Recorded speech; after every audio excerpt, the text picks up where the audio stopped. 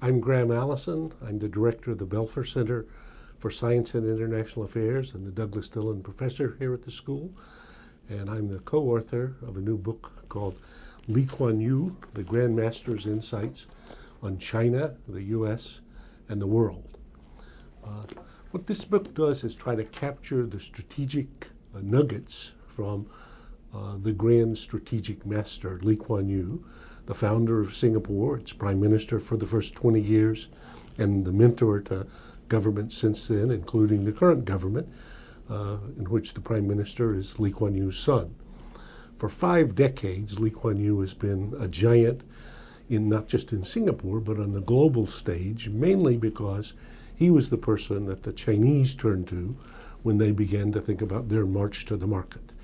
As Ezra Vogel, another professor here at Harvard, says in his great book on Deng Xiaoping, the individual who had the biggest impact on Deng Xiaoping was Lee Kuan Yew. And every Chinese leader since Deng Xiaoping has turned to Lee Kuan Yew as a mentor. Similarly, every president since Nixon and Kissinger have looked to Lee Kuan Yew as a counselor in thinking about relations. So when Lee Kuan Yew speaks, people who know listen. What this book does is Bob Blackwell, my co-author, and I, with an assistant, Ali Wynn, asked him what we thought were the toughest questions that would be most interesting to Americans. And then from everything that he's written elsewhere and all of the interviews that he's given elsewhere, plus our interviews, we extract the nuggets and try to present them in a slim read. So let me give you 4 examples. Do China's current leaders aspire to displace the U.S. as the predominant power in Asia in the foreseeable future and in the world thereafter? Most policymakers or pundits, when asked a question like that, duck. Lee Kuan Yew says, quote, "Of course, why not? Who could imagine otherwise? They're a great civilization and they feel it." Okay? When asked, what about India? Some people say India is going to rival, even overtake China. He says, well, once I had hope for India, but today I would say forget it. And he says, quote, India is not a real country. India is a collection of 32 separate principalities that happen to be united by the British Railroad. Well, it goes on from there. So on each question, he offers a direct, often quite succinct, sometimes provocative answer that captures a strategic insight into what's going on in the situation. If asked about China's strategy for becoming number one, he says the Chinese understand, having studied the story of Japan and its rise and Germany and its rise, that challenging the U.S. militarily until they become not only the dominant economic power, but the dominant technological power would be a fool's errand. So the Chinese strategy is instead to concentrate on the Chinese economy and outbuild and outmanufacture and outdevelop everybody in the world until China becomes this civilization. As an ethnic Chinese himself, he understands the extent to which, especially the Han Chinese population, imagine that China has always been the center of the universe, and they imagine that they're now restoring China to the greatness that it's been denied, largely because of what they think of as colonial interventions in the earlier period.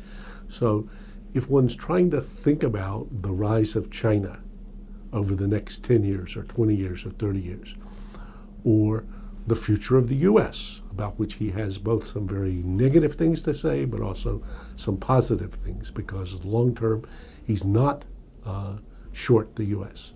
He believes that the U.S. resilience and U.S. capacity to integrate new talent from around the world is a great asset and one that China is not likely to be able to mimic.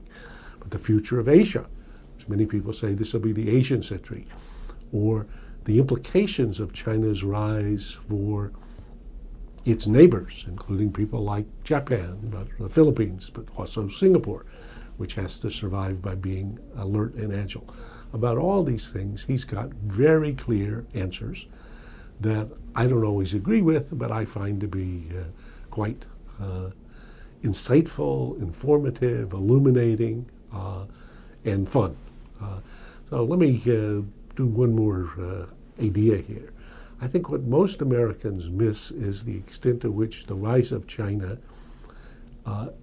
is a challenge, what I've said, of Thucydidean proportions. And this becomes a little much like a professor, but we're at the university. So the geopolitical event of our lifetime has been the rise of China.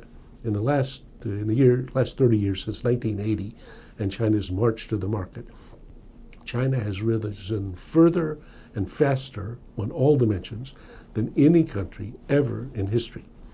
A country that had an economy smaller than Spain's in 1980 is now the number 2 economy in the world, on track to become the number one economy next decade. So this never happened before. Now, Thucydides, when he was writing about this phenomenon in 5th century BC Greece, wrote about the 2 great city-states and the war that laid both of them waste, the Peloponnesian War. And he said, quote, "It was the rise of Athens and the fear this inspired in Sparta that made war inevitable." So we had 2 variables, rise of the rising power and fear in the ruling power. If one looks historically, since 1500, there have been 15 cases in